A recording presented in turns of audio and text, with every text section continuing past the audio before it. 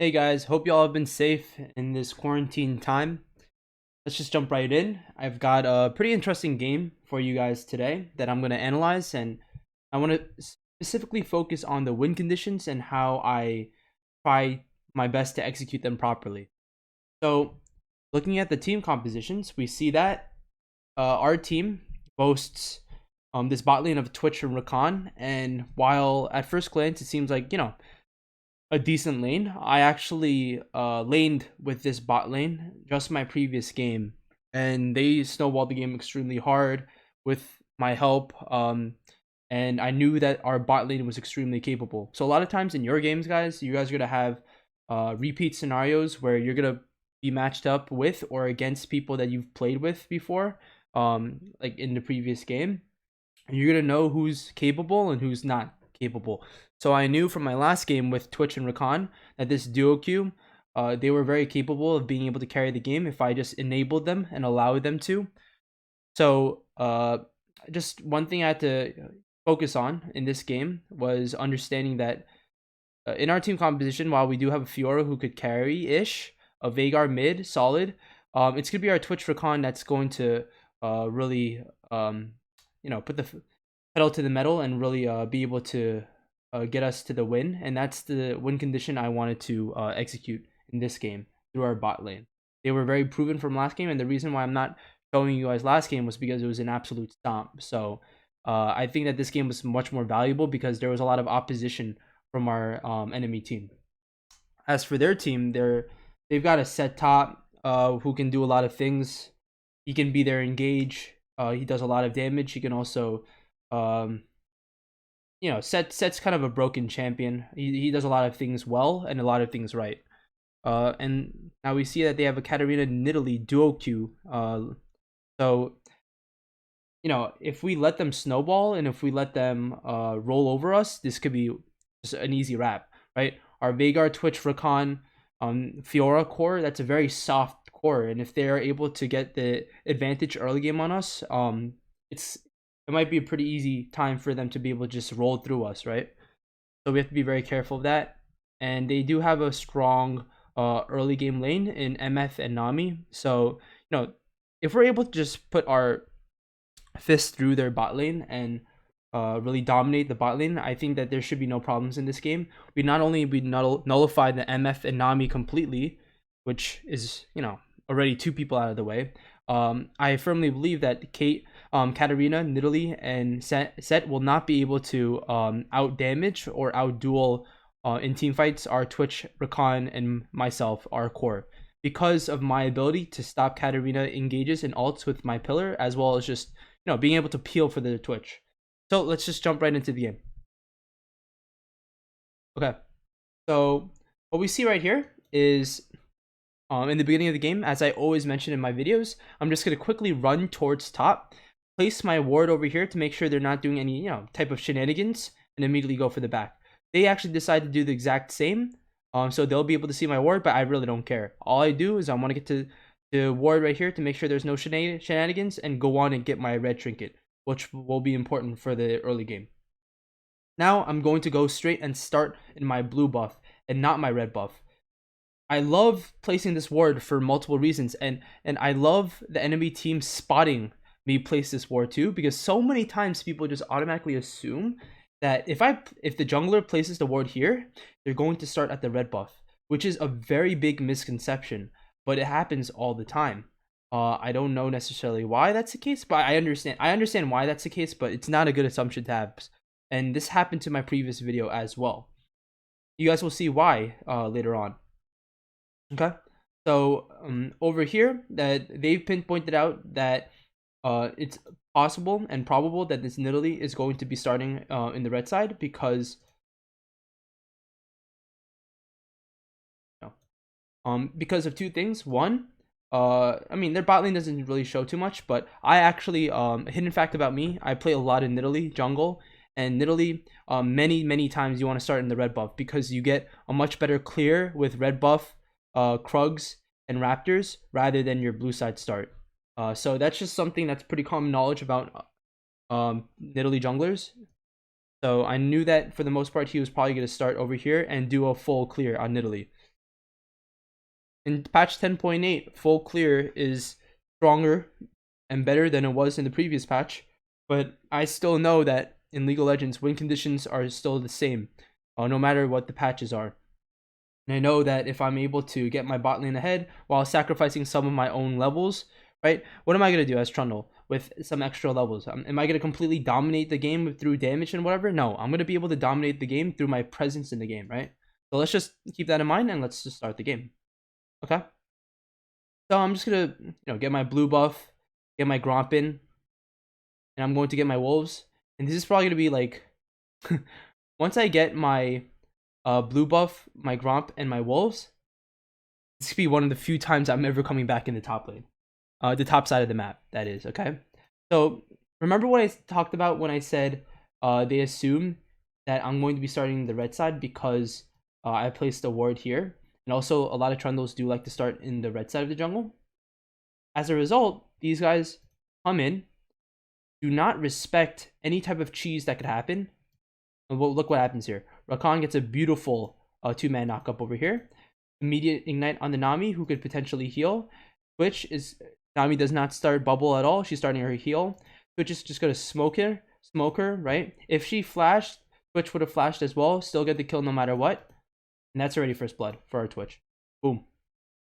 Just like that. Heal burn on their side, and for us we just burn and ignite. So that's the power of somehow tricking them by them spotting this ward. It's really funny. I'm not gonna take all the credit for that, but it's just funny how that is. I could have easily just done solo red buff by myself, and let this bot lane still have the aggression, but it's just funny how that turned out. Okay, so I'm gonna quickly do my clear in the top side, and I'm never gonna be looking back. As you can see, Nidalee's doing her full clear. She's still level 2, while I'm already going on towards my red buff. I have two options here. One, I can look for a gank onto the bot side, or two, I can go into their jungle and try to cause some mayhem to the Nidalee, because I know she's going to be going for a full clear. But I think a more direct approach for me would be to just try to get a gank on the bot lane and try to get them ahead, rather than going towards this Nidalee jungle, who, knowing that the Katarina is a dual Q with the Nidalee, she can go help ASAP. Things could get pretty chaotic. The flow of bot lane could be disturbed. I didn't want to, stop what they've already started. So looking over here, I'm going to be a little patient here. I see that they're already out of position. Rakan goes in to try to knock them up. Nami has to flash. I'm going to pillar the MF's escape path. It wasn't a great pillar on my behalf. I wasn't able to get the knockup on her, and I only was able to apply the slow, but that was more than enough to get what we wanted, which was double flash. Now they have no summoners except for the MF Ignite. And what is that going to do? It's going to set up this game easily for me to come back and just be able to either pressure them and them not being able to CS comfortably, or outward just kill them, right? So I'm hovering around here just a little more to see if they're gonna overextend again, because you guys would be surprised by how much people don't respect the jungler when the jungler leaves. They're like, okay, he's gone for good. No, I just come back and I'll just kill you because I haven't my pillar up again, right? So be careful with that, guys, for the laners out there. Okay. So over here, this Nidalee is getting her full clear in. I didn't check to see because I thought that she was actually pretty much done with her clear over here at the time. I'm just going to secure the scuttle here. If the Nidalee comes, even if she's level 4 or whatever, I'm going to be able to beat her up because I'm an early game Trundle. Very strong compared to Nidalee in the early game. So Nidalee does a smart thing and just go completely to the scuttle. On the other side, she tells Set to come on over to make sure, right, that the scuttle is up so that she can path immediately over there. And if scuttle was being taken by me or was taken already, she would just path right back towards the bot side. But she, they already saw Trundle in the bot lane, so it was almost impossible that I would be doing the scuttle anyways. Okay. Now I'm just kind of hovering over mid, but honestly at this point, I'm not going to really be playing to gank the Veigar early. I just tell the Veigar, please just play safe. Your lane's a little pushed up, unfortunately, but I just want to get my camp in and get my reset. So get this camp done quickly. This Nidalee is, continuing to go towards my scuttle. Now over here, I see an opportunity for a gank potential. They're looking to be extremely aggressive over here onto our bot lane. So I know that they don't have flashes, so this is easy pickings, right? What am I going to do over here? I'm going to pillar MF right here and not bounce her into the Twitch so that she could potentially get a weird kill onto the Twitch.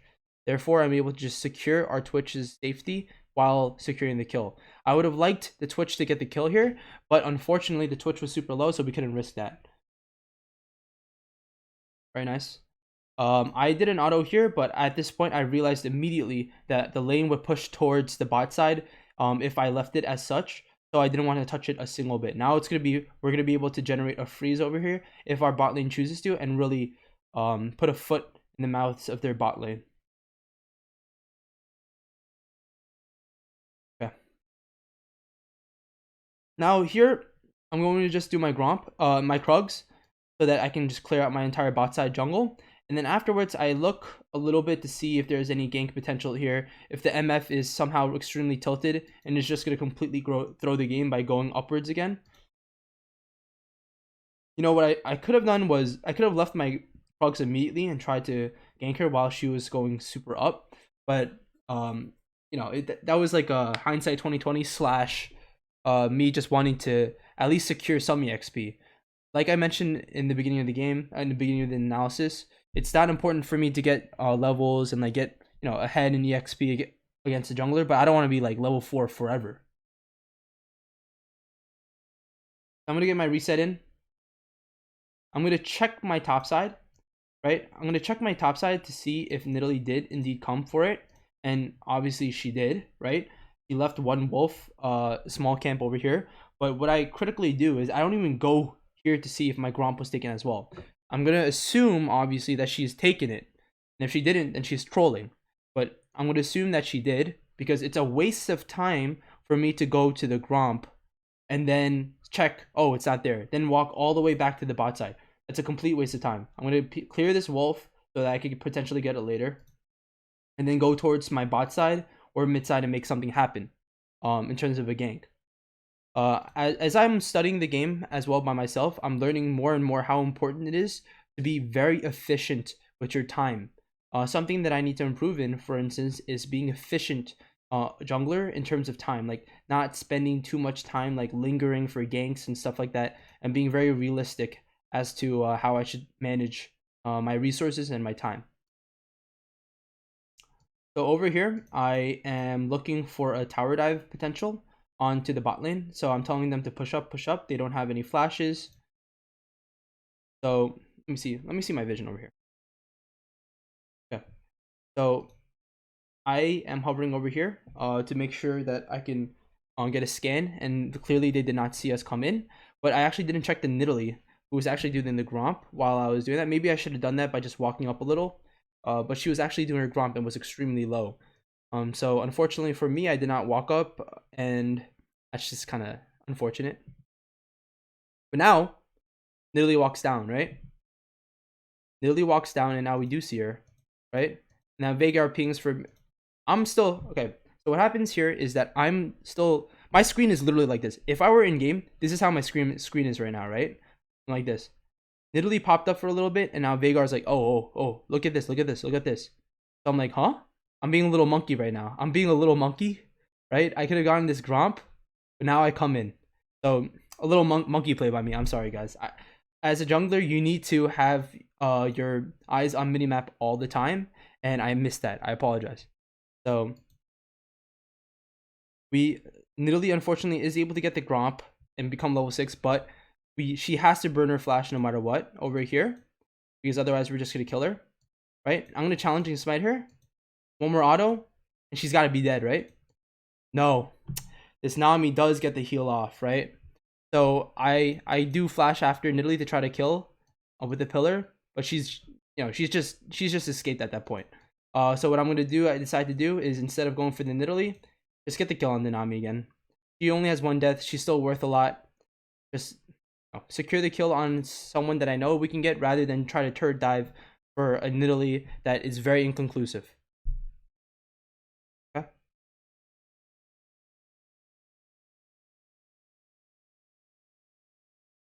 let's analyze exactly what happened over here. So while we were doing that shenanigan, this Twitch was zoning away the Katarina from coming, and Katarina decides to just spend all of her summoners to commit onto the Twitch, which is a good. It's not a bad move at all, right? Because Twitch is the very scary part of our team. Now what we're gonna be able to do though is we're gonna be able to get a kill onto MF as well due to the nice Veigar cage. Now what's very strange is that this Veigar doesn't auto MF. I'm Trundle. I don't want to take the kills, but this Veigar wanted me to take the kill, right? So unfortunately, I have to go back just to secure the kill onto the MF and die as a result. Maybe I was dead no matter what, but I think that Rakan would have been able to save us there. So that's unfortunate, but that was just a miscommunication, and that's just what happens in solo queue sometimes. It's not the end of the world. We still came out ahead in that trade. So you guys might be thinking, oh no, Nidalee's level 6, I'm level 4. That's going to be a big problem, right? But honestly, for me, at that point in the game, I wasn't worried a single bit because, I got my, kills on Trundle isn't necessarily the best, but I'm going to be super impactful. This Nidalee, even though she's 2 levels ahead of me, I know I'm still going to have more impact on the game. So let's see how I go ahead and execute that. Okay. So this is like the second true time I go to the top side of my jungle. The last time I went here was for this little wolf camp. So I'm back in the top side just to get my blue buff and my Gromp, right? Just clear my top side again so that when the Nidalee tries to come and take my top side, she's not going to be able to do so. All right, high top side, bye top side. It's important to note that I've communicated to the Fiora in Champion Select and in the game that I would not be giving her a bit of attention, and that I will be solely focused on bot and mid interactions. The Fiora was okay with the plan. She was not tilted about it. Life goes on, which is very good. In my previous game, I actually had a Malphite in my team that was so tilted by me not going top at all. I actually had to go to top a couple of times, even though nothing came out of it, just because he would have rage quitted if I didn't go top. So that stuff happens. It's very unfortunate. So good for us. This Fiora was totally fine with me not coming top ever. Okay, I'm just gonna get my Raptors over here. We see that our bot lane, insane amount of pressure, right? We're gonna be able to get the dragon here if we do want it, because our bot lane has a complete foothold on the position. Our Veigar is also roaming with us too. I call the Veigar over to secure. The scuttle with me, just in case the Nidalee was here as well. What happens over here is we're going to commit onto the dragon. Right after we see that the Rift Herald was taken by Nidalee, we know that there's absolutely no way they're going to be able to contest it. So we get the first dragon of the game in exchange for the Rift Herald. It's a good play on both sides, right? It's like the two thoughts of the game where the enemy team, who is a more early game composition-ish than us and wants to snowball, is going to take the Rift Herald. We're going to secure the dragon, and we're probably going to get the first 2 dragons possibly, because they're not going to really invest too much effort into getting dragons over here. So it's this 2 school of thoughts that I've brought up in my previous video, and it depends on certain situations, but for this game, I like that we're going to be able to get the 2 dragons. Even though Rift Herald will be very good for our team lacks our mid power and top power to really be able to super snowball the early game. So it's okay for us to secure dragons. Again, another win condition by the 4 dragon policy. So now we have entered the conversation of 2 win conditions. 1, through our Twitch Rakan bot lane, and 2, in addition to that, our 4 dragon win con. Because our bot lane's gonna have so much pressure, our mid lane is being very responsive, playing Veigar. It's a very realistic win condition for us to get 4 dragons and win through that. It's also good that Mountain Dragon was the first dragon of the game, which means that Mountain Soul is not possible. I'm not a big fan of Mountain Soul. Okay. So after we get the dragon over here, I'm just gonna check their bot side real quick. I'm gonna clear off vision. They have a pink ward there. I'm gonna place my own pink ward here, because I was thinking about for a split second to get the blue, but I'm completely trolling. Their bot lane's nowhere to be seen. Nidalee's nowhere to be seen. I have to get out of here ASAP. But this pink ward is going to be very crucial in this game. You guys won't believe it, but it will be. It's extremely funny how it turns out, but you guys will see.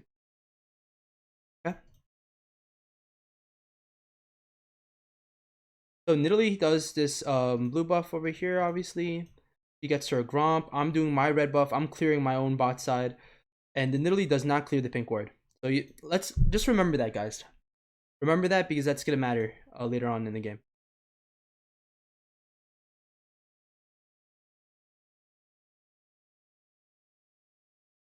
Oh, guys, I apologize. Jeez. This is not the pink ward I'm talking about. I put it in my notes that this pink ward was to be crucial, but it's the next pink ward. Sorry, guys. Sorry about that. Okay. So let's take a pause. At this point in the game, we have a slight gold lead. We have Mountain Drake. They have Rift Herald. This whatever this Katarina is going in or whatever. I got my red buff. Now what's the next step, right? If we look at the objective timers, nothing's going to be coming up in a little while. What am I going to do? I'm going to try to be a little unorthodox, and I'm going to go to try to get a gank through lane. And the introduction of alcoves is something that junglers, you guys have to utilize very well, because alcoves give you another dimension of being able to gank. So I'm going to demonstrate how I go about doing an alcove gank. Okay. So first I told this Twitch, hey, get this minion. So that I can seep through here, right? I'm going to be able to seep through here without them seeing me at all. Now what am I going to do? I'm going to stop here for a little bit. And then I'm going to seep my way through here. Hopefully they don't have a ward over here. I'm pretty sure that they do not. And just in case, I'm going to start scanning, right? I'm going to scan. Clearly they don't have vision. And now look, they step up. This Twitch and Rakan do a very good job of backing off and playing scared instead of keep pressing on so that the bot lane is going to think, oh, something weird and fishy is happening. And now we get a very nice angle for me to be able to get this MF and burn her flash. Unfortunately for us, the Rakan does burn her ult, his ult, and we did not want that to happen, but it's okay. Flash for an ult. The ult cooldown will be back in around 100 seconds. And flash, as you guys know, is a 5-minute cooldown, so that's worth it for us. I'm just gonna spam my recall over here just in case that they they don't play safe for some weird reason, and I can get an easy pillar off of them. But they do play safe. Good job on them. And I know at this point that Nidalee took my entire top side once again, which is totally fine with me. Fiora does feed a kill. They're gonna get a Rift Herald play off and get the turret. But that was gonna happen. Good job on Nidalee for doing that. But I spent so much of my resources bot. They're gonna make a play in top, and they are able to make the play. So what I'm gonna just do over here is critically, I'm gonna get the Rift Herald before it charges up. But look at this. I'm not gonna touch these minions at all. What I'm gonna do is let it drag towards me so that Fiora can get it. The Fiora has been suffering throughout this whole game, and it's because I've committed all my resources to the bot lane. What I don't want to do is take those 3 CS and move on. The Fiora's gonna feel even worse. Therefore, I'm gonna let the minions trail so that she can go ahead and get it. And this is my kind of message to her saying, hey, I understand. I haven't been here. It's gonna be worth it in the long run. I don't treat you like poop. Here, I'm gonna trail 3 minions so that you can go get it. Right. So I know I don't even check my wolves, by the way, guys. Like I know that they already take it. They've taken my entire top side. I'm just gonna go straight towards my bot camps.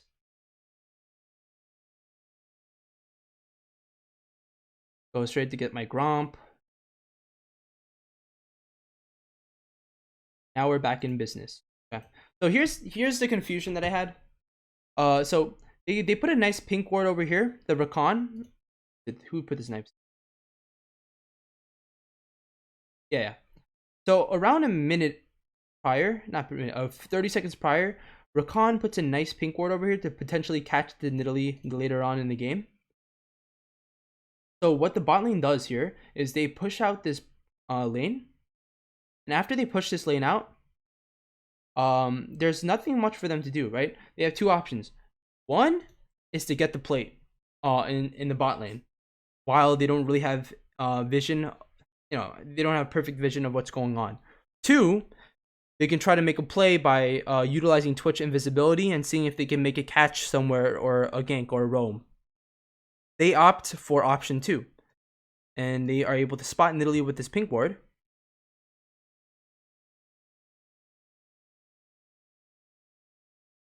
And this is the Rakan Twitch combination.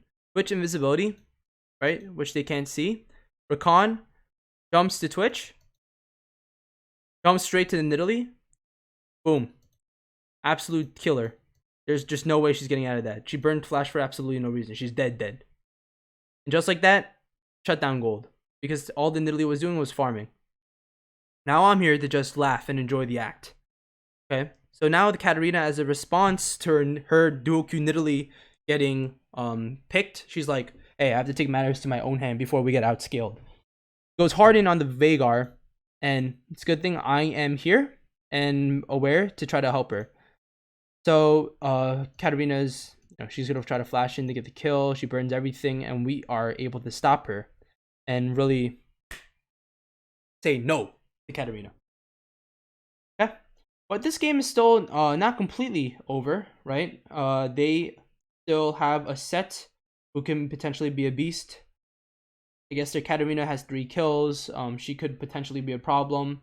But at this point in the game, I just want to keep pressuring their bot lane and really make them crumble. Okay. So I'm going to get Gromp here. Bot lane is over here, seeing if they overextend again. It doesn't happen. They decide to just do a recall. So I'm like, okay, you want to do a recall? Go ahead. I'm going to go this vision right here and go to the top side of my map for like the 3rd time in the game.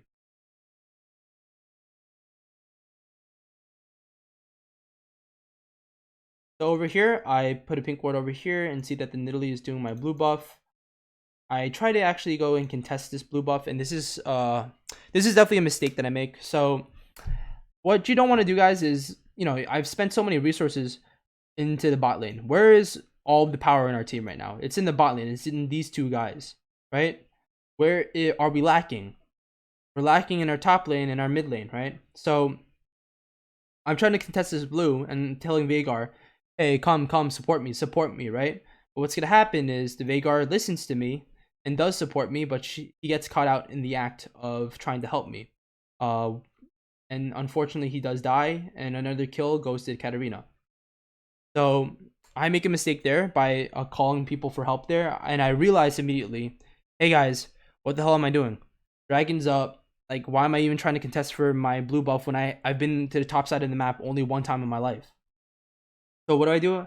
I'm just going to concede over the blue buff, right? And I'm going to go towards the bot lane. And the idea behind that is, give them my entire top side once again, like I've been doing the entire time. Don't lose consistency on your game plan, like I just did over there for a little bit.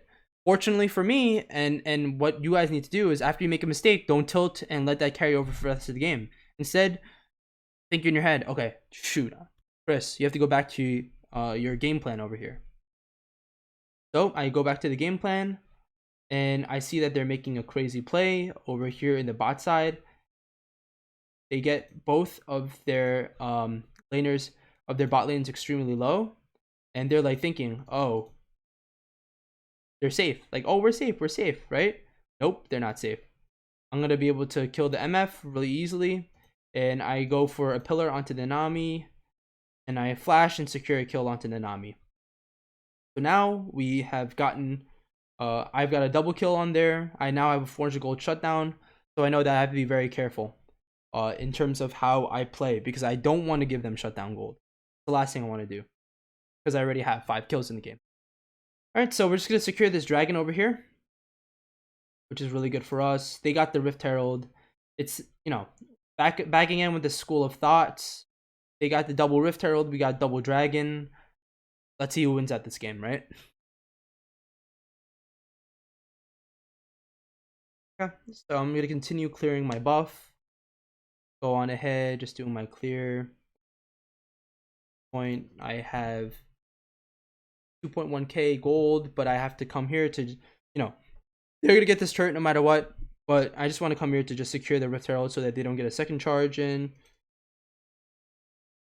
gonna get my wolves because it's often rare that I get camps in the top side of my map. I'm gonna go ahead and get my Gromp as well. And I see now that the Fiora actually makes a TP play onto the bot side, and they're able to get a kill onto the Nami. And they also, the Set also responds with a TP of his own to the bot side. So what I decide to do instead of backing immediately here is I'm going to just decide to shove up to the top side of the map because there's nothing else really for me to do in the map besides running my booty all the way over bot side. And by then, everything's going to be already over. So might as well spoil myself and get some CS of my own and EXP. Since throughout the whole game, I was just serving other people.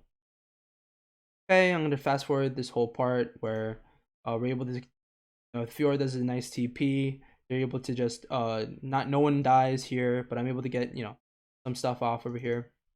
At this point, I should have probably just backed and resetted and just gotten my, my Krugs, my, my bot side of the jungle reset.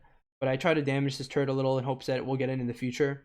One thing I do want to say about the top turret in the game, though, is that once plates are gone, top turret's one of the most useless objectives of the game. The reason why is because without plates, if you do get the top turret, even if you get this down, you don't really open anything in the map, right? What do you open? Like, you open this little, like, thing? No, it's still very unsafe to go this path. The only really valuable top tower is very useless to get in comparison to the mid tower, especially where it opens a huge section of the map for your team, and even the bot tower. The reason why the bot tower is big is because when you're trying to get dragon, right, you want to push out and get vision of this entire area.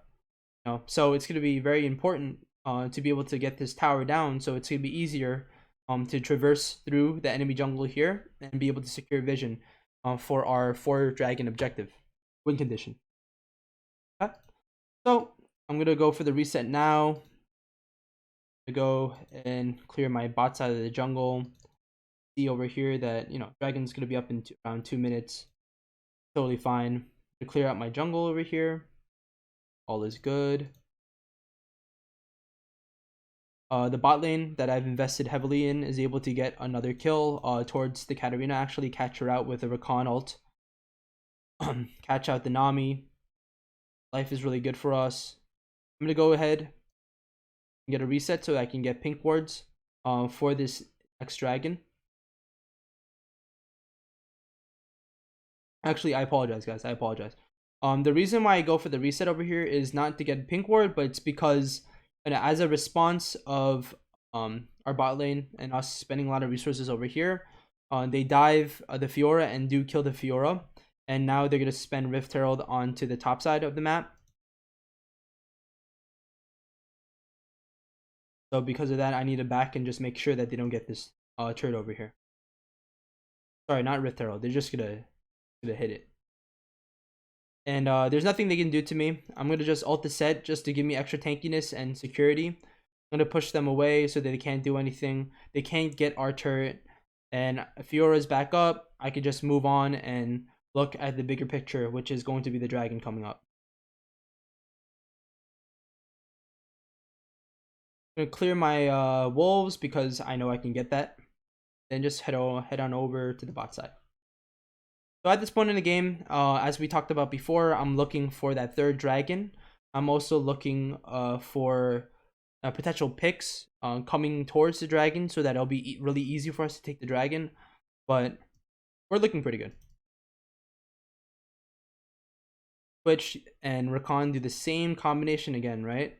Where Twitch goes invisible, Rakan just jumps towards the Twitch who's invisible, and Immediate Charm gets the easy kill onto the MF, gets the easy kill onto the Nami. Oh, the Nami actually does live.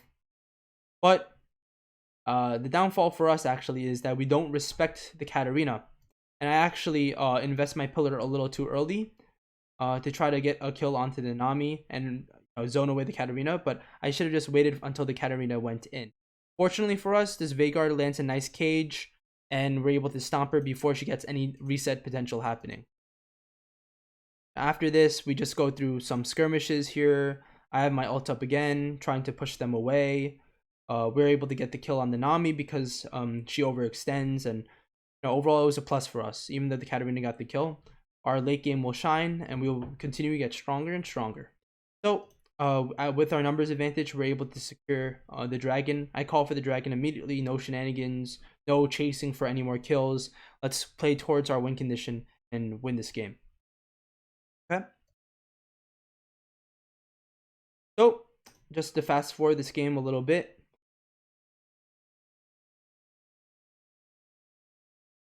The next time that we're really going to be doing much is a couple of things, just making sure that they don't get the Baron. So Twitch trades 1-for-1 with Katarina over here, which is good for the Katarina, but at this point, I wasn't even there. As long as I'm there, they're not gonna be able to kill the Twitch. I just want to show you guys the last nail in the coffin for their team, because even though the gold is pretty similar, the dragons are clearly not. We have a very strong foot in this game. If we want to look at this gold discrepancy, the Nidalee is 600 gold ahead of me, but the impact I've had in this game was way too tremendous, right? Look, impact that I have made and the bot lane has made has caused the Twitch to be 2.6k up on the MF, and our Rakan to be 1.8k over the Nami, right? So that's where our real value is coming in. Win condition has been checked. Okay. So over here, I'm just gonna make sure I'm gonna do a little Baron dance to make sure they're not doing a last minute desperation Baron. I'm gonna continue to fast forward here because I think the fight will come very soon, where we are just able to secure this top tower because there's not much else to do until the dragon comes up. We don't want to commit to the Baron because we're not tanky enough yet. I am tanky enough to do it, but it would require getting picks and such. So over here, we find them overcommitting to the top side. We're gonna be able to get a very nice Rakan combination on her again. Katarina is actually able to get away, but the damage is done, and we're able to secure some kills over here. That ults me, but the Veigar lands a very nice cage over here. We get the kill onto the set. They commit onto the Veigar, but it's already done. The Fiora is able to clean up. Now the Fiora is getting bigger, which is generally what happens when our team when a team continues to win. Their teammate that was struggling throughout the game is going to find his way. One interesting point I want to note about this point in the game is that I call for the Baron. This Twitch wanted to continue to push towards the top side. I think Baron was definitely the correct call over here, but the Twitch never came for some strange reason. Instead, he just opted to clear the minions, even though his duo queue partner was trying to get the Baron. So that was very odd to me. The Twitch doesn't come until just now. He even goes mid, right? So I'm like, what the hell is going on?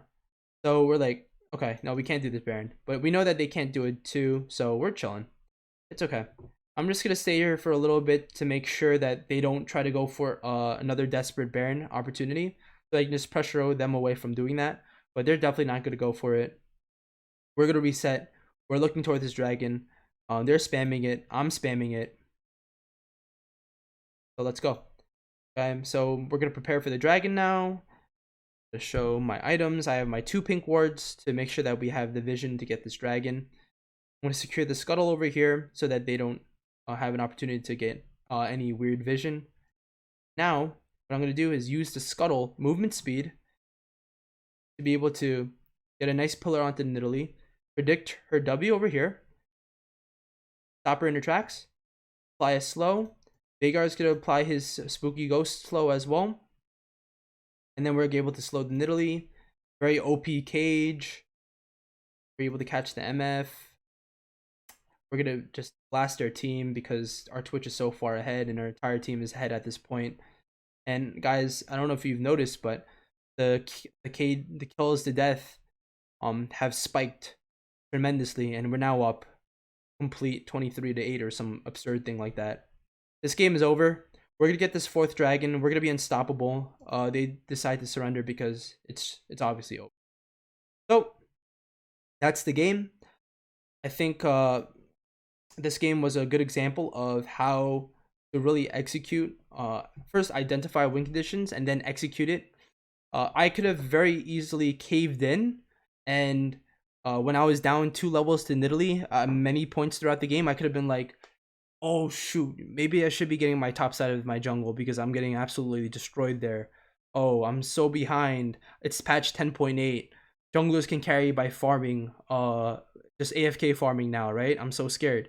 No, I've established the win conditions when I've had complete sanity in my mind in the first minute of the game, and then I chose to execute it. There were times when I flaked and I was like trying to contest for this blue buff that one time, and I caused Veigar to die for it, but then that just reminded me again, oh shoot, what am I doing? Let me commit to the win condition, which is the Twitch and the Rakan over here. And look at that. Their MF 06, Nami 08. It didn't matter that the Katarina was 7 and 6. Look at this Nidalee 0, 2, and 4. Nothing. We're able to just absolutely dominate by sticking through our win condition. I did the same exact thing in the previous game, and it was a complete stomp, so I didn't want to showcase it. But this team really did put up a fight. Again, we saw the 2 schools of thought. Early game gold lead with the 2 Rift Heralds versus the Dragon win condition and bot focus. And here, and in many times in my games, I do see that generally speaking, the school of thought of the 2 dragons and bot focus usually wins, because a lot of times when your bot lane is ahead, 2 people, especially the support and the ADC, are better than just that one top laner and the jungler who are getting ahead over here. So that's obviously varies from team composition to team composition, but I do generally prefer the school of thought of the dragons in general, and especially for our team composition. So I hope you guys enjoyed the video. Don't forget to like and subscribe. I'm going to be going through more of these games in the future, but also I have some ideas of new videos that I want to come out with. So hope you guys have a good day and continue to stay safe. Bye guys.